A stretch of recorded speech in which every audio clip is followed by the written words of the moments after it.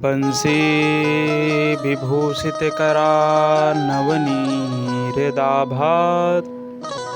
पीताम्बरादरुणबिम्बफलाधरोष्ठात् पूर्णेन्दुसुन्दरमुखा दरबिम्बनेत्रात्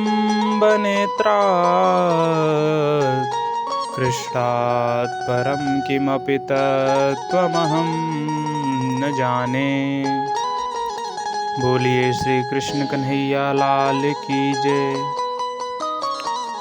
शौनक जी ने कहा कि महाराज, जब यह कथा इतनी ही देव दुर्लभ है तो इस कथा को 7 दिन में ही हम जल्दी जल्दी क्यों श्रवण करते हैं। सूत जी ने कहा कि सबसे पहले सप्ताह विधि का शुभारंभ चारों ऋषि कुमारों ने सनक, सनंदन, सनातन और सनत कुमार ने देवर्षि नारद जी को सुना करके की थी।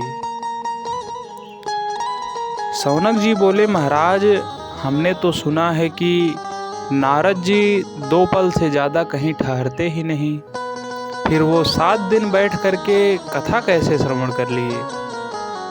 सूत जी बोला कि सुनो। एकदा ही विशालायां चत्वारा ऋषयो मलाः सत्संगार्थं समायात ददृशोस्तत्र नारदा। सूत जी महाराज ने कहा कि एक बार बद्री विशाल में चारों ऋषि कुमार भ्रमण कर रहे थे। किस लिए? कि कोई शास्त्रज्ञ संत मिले जिसके साथ बढ़िया सत्संग हो सके। तभी उन चारों को दूर से आते हुए देवर्षि नारद जी दिखाई पड़ गए। अब चारों भैया बड़े खुश हो गए कि चलिए आज बढ़िया सत्संग होगा। लेकिन जैसे ही वे चारों भैया नारद जी के पास जाकर के देखा तो नारद जी बड़े परेशान दिखाई पड़ रहे थे, चिंता में डूबे हुए दिखाई पड़ रहे थे। चारों भैया यह देख करके आश्चर्य में पड़ गए कि जो दूसरों की चिंता दूर करता है वह स्वयं आज चिंता में डूबा हुआ है। तो चारों ने नारद जी से प्रश्न किया, कथम ब्रह्मन् दीनमुखः कुतश्चिन्तातुरो भवान् त्वरितं गम्यते कुत्र कुतश्चागमनं तव। भो ब्रह्मन् कथं दीनमुखः। अरे नारद जी, आपका मुंह लटका हुआ क्यों है और भागे भागे आप कहाँ से जा रहे हैं, कहाँ आ रहे हैं। महाराज, आपका लटका हुआ मुंह इस समय ऐसा लग रहा है जैसे कि किसी महान कंजूस का किसी ने धन चुरा लिया हो। गत वृत्तो यथा जनः। जो धन संपत्ति लूट ली जाती है, साधु संत उसे अपनी समझते ही नहीं हैं। और संतों के पास जो संपत्ति होती है उसे संपूर्ण जगत में, संपूर्ण विश्व में लूटने वाला कोई नहीं होता। तो महाराज, आपकी कौन सी ऐसी संपत्ति लुट गई है जो आप लूटे हुए व्यापारी की तरह मुंह लटकाए हुए भ्रमण कर रहे हो, चिंता में ऐसे डूबे हुए हो कि कोई आपको आने जाने वाला भी नहीं दिख रहा है। चिंता कापि न कर्तव्या। जो भगवत शरणापन्न वैष्णव होते हैं उन्हें अपनी चिंता छोड़ देनी चाहिए। अपनी चिंता भगवान के चरणों में समर्पित कर देनी चाहिए, क्योंकि चिता चिंता समाप्रोक्ता बिंदु मात्रेण विशेषतः सजीवम दहते चिंता निर्जीवम दहते चिता। चिता और चिंता दोनों एक ही जैसे हैं, बस बिंदु मात्र का उन दोनों में विशेषता है। बस चिता के ऊपर एक बिंदी लगा दी जाती है तो चिंता बन जाता है। चिता क्या करती है? चिता जो है मरे हुए व्यक्ति को जलाती है और चिंता जीवित व्यक्ति को जला देती है अंदर से। कहा कि महाराज तब इन दोनों में ज़्यादा खतरनाक कौन है? तो कहते हैं कि जो जिंदे को जला दे वह सबसे ज़्यादा खतरनाक होती है। इसलिए जो भगवत शरणापन्न वैष्णव होते हैं वो अपनी चिंता भगवान के चरणों में समर्पित कर देते हैं। उन्हें कोई चिंता नहीं करनी चाहिए। तो महाराज आपका कौन सा ऐसा धन लुट गया है जो आप इतने चिंतित हो गए हैं? हमें बताइए। तब नारद जी ने कहा कि महाराज हम भी आप जैसे सत्संगी महात्मा हैं और सत्संग का जो असली आनंद है वह भारत भूमि पर ही है। इसलिए मैं भारत भ्रमण करने के लिए निकला हूँ। मैंने भारत के सर्वत्र स्थानों पर भ्रमण कर लिया। मैंने कोई तीर्थ नहीं छोड़ा। कहाँ कहाँ गया? पुष्करम च प्रयागम च काशीम गोदावरीम तथा हरि क्षेत्रे कुरुक्षेत्रे श्रीरंगम सेतु बंधनम। तीर्थों के गुरु पुष्कर में गया, तीर्थों के राजा प्रयाग गया, दक्षिण के श्रीरंग गया, रामेश्वरम गया। दक्षिण भारत के सभी तीर्थ हमने घूम लिए। उत्तर भारत के सभी तीर्थों पर मैंने घूम लिया। लेकिन महाराज मेरे चित्त को चैन कहीं नहीं मिल सका। मैंने सोचा कि संतों के पास चलकर देखते हैं, शायद वहीं पर हमारे चित्त को चैन मिल सके। लेकिन महाराज जैसे ही हम संतों के पास जाकर के देखा तो पाखंड निरतः संतः, संतों के अंदर तो पाखंड फैलता चला जा रहा है। पाखंड का मतलब होता है पापस्य खंडः सह पाखंडः, जो पाप का ही एक खंड है, अथवा जो पालन करने योग्य धर्म का खंडन करे वह पाखंड है। महाराज कलौ पाखंड पूजिता, कलयुग में तो पाखंड की ही पूजा ज़्यादा हो रही है। तो साधु संतों के यहाँ भी हमारे चित्त को चैन नहीं मिल सका। हमने सोचा कि चल करके गृहस्थों के यहाँ देखते हैं, शायद वहीं पर हमारे चित्त को चैन मिल सके।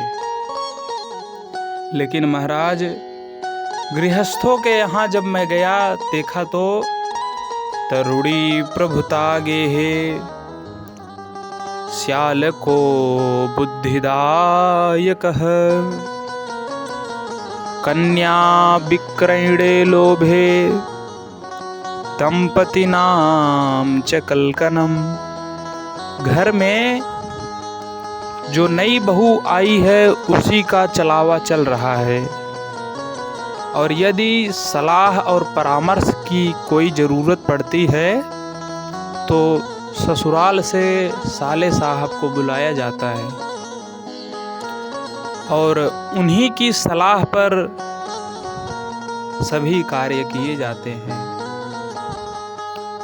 और महाराज आजकल बेटा बेटियों का विवाह नहीं हो रहा है, बल्कि क्रय और विक्रय हो रहा है। पहले लोग आपस में समधी बनते थे, एक दूसरे के गले लगते थे। सम का मतलब होता है समान और धी का मतलब होता है बौद्धिक स्तर। जब दो लोग बौद्धिक स्तर पर समान होते थे तब जाकर के समधी बनते थे। बौद्धिक धरातल पर जब समान होते हैं उसको कहते हैं समधी। लेकिन आज जो समधी बन रहे हैं वो अर्थ के लिए ही बन रहे हैं। तो महाराज हमने गृहस्थों को भी देखा और इसी कारण गृहस्थ जीवन में कलह क्लेश मचा रहता है। तो हमारे चित्त को चैन गृहस्थों के यहाँ भी नहीं मिला।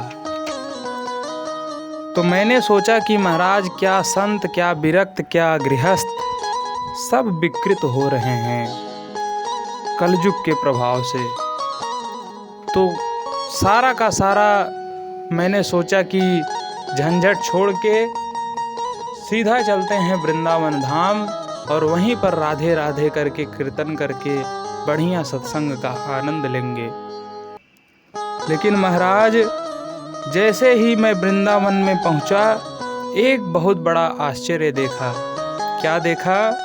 ततश्चर्यं मया दृष्ट्वा श्रूयतां तन्मुनीश्वरः एका तु तरणी तत्र निसन्ना खिन्नमानसः। यमुना नदी के किनारे एक युवती विलाप कर रही थी और दो बुढ़े उसके सामने बेहोश पड़े थे और वह बेचारी बड़ी जोर जोर से रो रही थी।